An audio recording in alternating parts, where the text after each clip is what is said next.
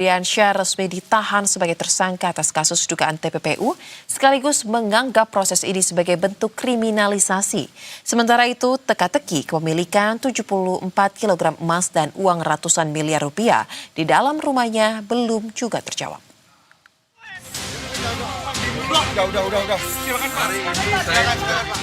Ex-Jaksa Agung Muda Tindak Pidana Khusus atau Jampidsus Febri Adriansyah telah ditetapkan sebagai tersangka kasus dugaan tindak pidana pencucian uang. Febri langsung ditahan di rumah tahanan cabang Gedung Merah Putih KPK pada Jumat malam. Sebelum masuk mobil tahanan, Febri menyatakan merasa proses hukum yang menjeratnya sebagai bentuk kriminalisasi. Alat bukti yang diajukan masih perlu didalami atau dikonfirmasi. Jangan didorong dong. Sehingga menurut saya ini belum cukup untuk dilakukan penahanan. Di Gedung Bundar tidak pernah seperti ini. Di Gedung Bundar tidak pernah seperti ini. Semua alat bukti harus dikonfirmasi dan diperdalam dulu. Dan berkali-kali dilakukan expose, baru kita yakin bahwa ini tidak zolim, sehingga kita tetapkan tersangka dan barulah kita melakukan penahanan. Tetapi ini sudah menjadi keputusan pimpinan. Saya siap menghadapinya, ya. Dan saya merasa memang ini kriminalisasi. Sementara itu didampingi kuasa hukum barunya Febri Diansyah, Febri mempertanyakan dasar hukum penetapan tersangkanya. Febri Diansyah menyebut pihaknya masih banyak menyimpan pertanyaan yang belum dijawab Kejaksaan Agung, terutama soal tindak pidana asal dalam perkara TPPU yang disangkakan. Jadi poin utamanya adalah ada begitu banyak wilayah yang abu-abu, wilayah yang samar secara hukum saat ini yang belum clear. Tentu ini dari pandangan kami ya.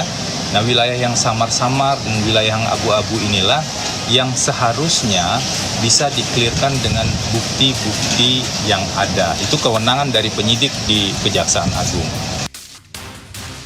Di luar soal status hukum Febri, kepemilikan barang bukti juga masih teka-teki. Dalam penggeledahan rumah Febri di Sentul, Bogor, penyidik menyita 74 kg emas batangan dan uang tunai berbagai mata uang asing dengan total nilai ditaksir mencapai 476 miliar rupiah. Keterangan soal pemilik emas dan uang ini justru berubah-ubah dari kubu Don Rito, tersangka lain dalam perkara ini.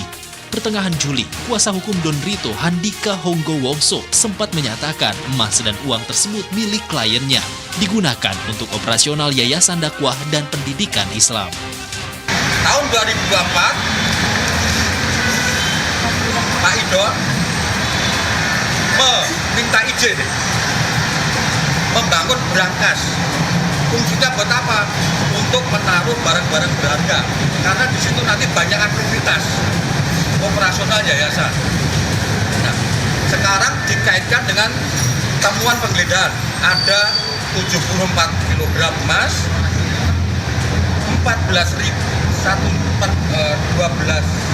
juta US dolar Singapura dan 4 juta something ya Amerika. Pada saatnya akan kami buka ke publik seluas-luasnya. Yang pasti itu tidak berkaitan dengan Pak Febri. Kedua, yang pasti itu ada pihak yang secara legal menyerahkan. Yang ketiga, yang pasti itu akan digunakan dalam rangka kepentingan tadi. Untuk barang bukti itu yang milik Pak Doni, Pak Doni itu penguasaannya ada di klien kami. Penguasaan, kepemilikan. Jadi itu bukan milik Pak Febri. Namun pada Minggu malam 26 Juli 2026, Handika membalik keterangannya sendiri. Dalam sebuah program televisi, ia menyebut emas 74 kg itu bukan milik Don Rito, melainkan milik 4 pihak lain yang identitasnya belum bisa diungkap. Handika menambahkan, pihaknya bersama kuasa hukum para pemilik emas tersebut tengah menyiapkan gugatan atas penyitaan aset ini.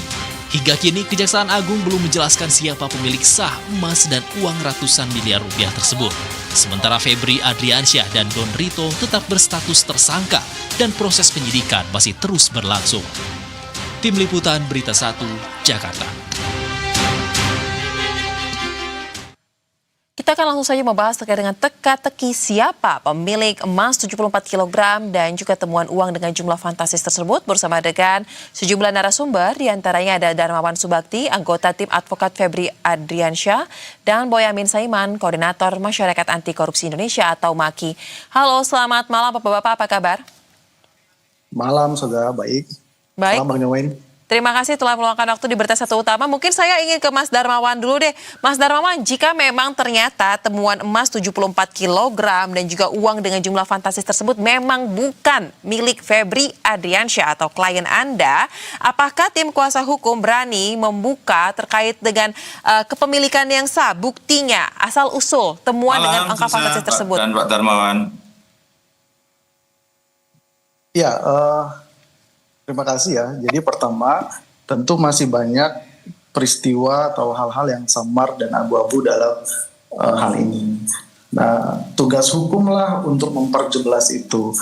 Tentu hal-hal yang diperjelas itu harus bisa dibuktikan. Bukti yang clear itulah yang kemudian diperlukan, dan kami mendorong itu. Kami kuasa hukum dari Pak FA tentu ingin memastikan bahwa seluruh proses ini berjalan dengan adil dengan sistem peradilan pidana yang kita yakini sebagai sebuah sistem hukum yang fair gitu ya, sehingga seluruh peristiwa-peristiwa tadi tuh yang disebutin banyak itu bisa menjadi clear. Baik.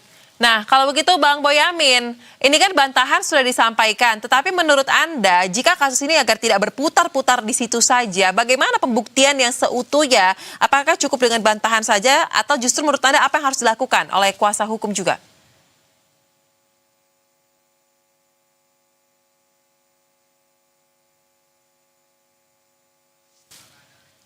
Baik, Bang Boyamin Saiman, apakah sudah mendengar suara dari studio?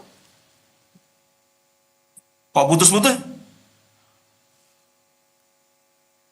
Baik. Sekarang seperti apa Bang? Kami sambil coba terus untuk gimana, Mbak mengetahui. Ya, Bang, bantahan sudah disampaikan kuasa hukum, tetapi bantahan saja cukup gak sih untuk temuan fantastis di rumah Febri Adriansyah tersebut? Atau bagaimana menurut Anda kalau memang agar persoalan ini tidak berputar di teka-teki siapa pemilik benda tersebut?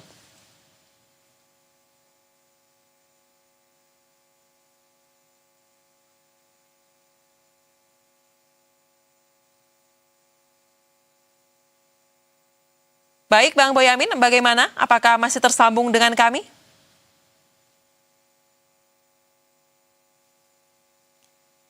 Baik, sepertinya masih terkendala mengenai koneksi sinyal, pemirsa. Ya, saya Baik, silakan. memposisikan diri netral aja gitu. Penegak hukum sudah mengatakan ada tersangka. Dan kemudian pengacara diajak. Saya ganti aja deh, ganti.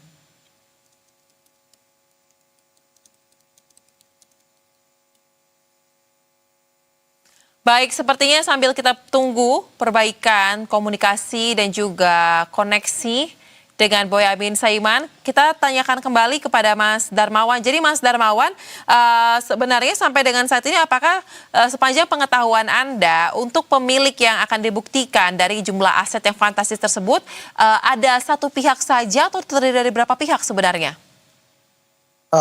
Baik, Pak Soga. Jadi sebelum menjawab itu, saya mau mengajak kita semua untuk clear dalam memandang peristiwa ini. Kita harus ingat bahwa Pak FA itu ditetapkan sebagai tersangka dalam sebuah tindak pidana.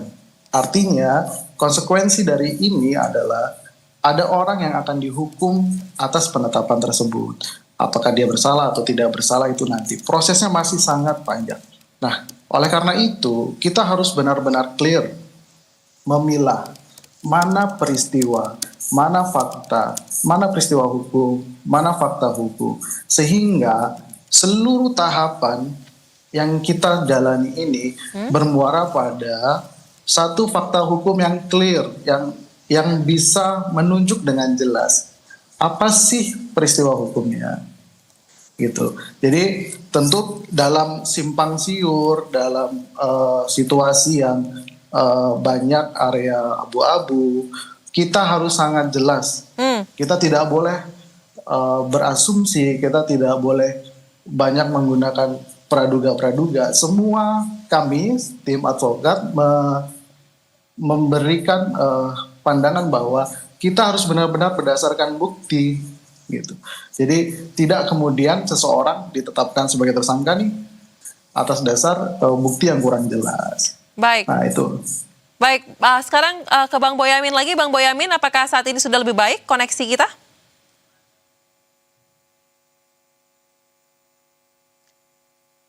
Baik, Bang Boyamin boleh direspon kembali terkait dengan tadi ya persoalan agar tidak berputar-putar di teka-teki siapa pemilik aset fantastis tersebut.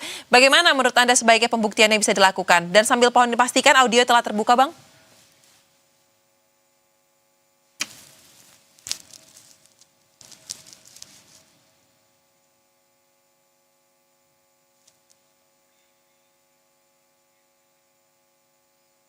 Baik, kami belum menangkap audionya di studio.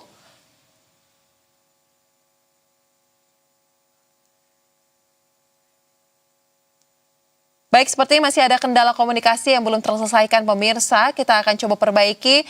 Mas Darmawan, jadi untuk saat ini, tadi Anda penting mengatakan bagi kita semua, publik untuk bisa memilih terkait dengan mana peristiwa hukum, mana fakta hukumnya. Nah, kalau begitu yang menjadi fokus dari tim kuasa hukum saat ini dalam penanganan kasus ini seperti apa?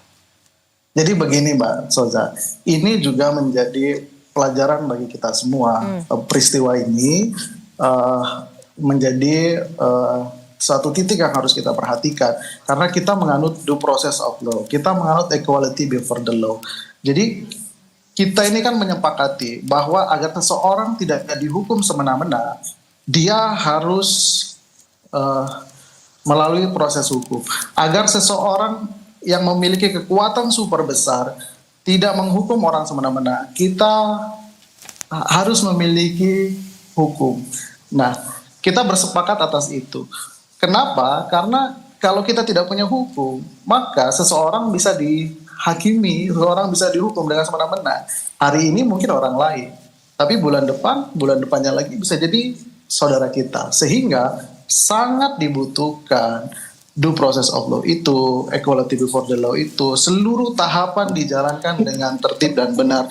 Seluruh tahapan dilakukan dengan clear, tidak berdasarkan asumsi, tidak berdasarkan hal-hal yang di luar pada hukum. Baik. Nah, Bang Boyamin, baik, seperti sudah lebih baik ya kendala komunikasinya. Boleh dijawab bagaimana Bang untuk teka-teki ini? Iya, penyidik sudah menetapkan tersangka didahului oleh pemeriksaan saksi pada pagi, sore ditersangka, malam ditahan. Saya yakin itu tidak ceroboh. Alat buktinya cukup dengan rumusan sangkaan pasal segala macam. Karena ini peristiwanya yang berani mengambil alih atau menerima pelimpahan atau pengalihan atau pemindahan, paling gampangnya pemindahan. Dari kepolisian ke Kejaksaan Agung itu karena ya melihat, karena terutama keterkaitan dengan barang bukti. Ini bukan alat bukti loh ya, barang bukti ada uang hampir 1,5 triliun dan emas 74 kilogram. Kecuali kalau Pak Darmawan itu mengatakan, uangnya itu adalah miliknya Suto, emasnya milik Noyo gitu. Dan nanti kita bantu. Bisa jadi memang itu bukan miliknya Pak Febri. Nah, kita kejar Suto dan Noyonya. Tapi kan enggak, sejak kemarin itu pengacara Dorito mengatakan itu milik orang lain, ada ininya yayasan apa. Mau kita kejar gitu. Kalau memang ini malah memfitnah Pak Febri dan Dorito, ya apapun terfitnah atau apa, atau terseret-seret. Nah, kalau ini kan, sementara ini kan belum dijelaskan, ini siapa pemilik, yang menitipkan uang ini siapa, yang menitipkan emas ini siapa, kan gitu. Sama aja kalau kita mengatakan ini ya abu-abu juga gitu. Tapi kita serahkanlah, sebenarnya ini perdebatan yang menjadikan kita memang cerdas juga, rakyat biar tahu juga, kita berharap ini bisa buka-bukaan gitu. Kalau memang itu memang titipan orang, titipannya siapa? Kan juga supaya terang juga. Betul. Jangan kemudian dibalik bahwa abu-abu penyidiknya. Tapi teman-teman lawyer juga mengatakan ini hanya titipan gitu. Baik. Kira-kira kan hanya proses begitu terus, berputar Baik. begitu terus. Betul, berputar di situ terus. Nah, tapi Bang Boyamin, karena kasus ini menjadi sorotan publik juga, penting nggak sih menurut Anda untuk diungkapkan kepada publik dibandingkan harus untuk hanya di penyidik saja? Singkat saja seperti apa? Ya penting semuanya. Sebenarnya saya pun juga menuntut Kejaksaan Agung buka aja semuanya, prosesnya, rangkaiannya, Mas itu urutannya bagaimana, Baik. meskipun memang sudah ditersangkakan Don Baik. Vito dan Pak Febri. Gitu. Baik, nah kita akan lanjutkan dialog, tapi kami ajak dulu terlebih dahulu para narasumber juga pemirsa untuk kita menuju ke konferensi pers dari Komite Stabilitas Sistem Keuangan atau KSSK yang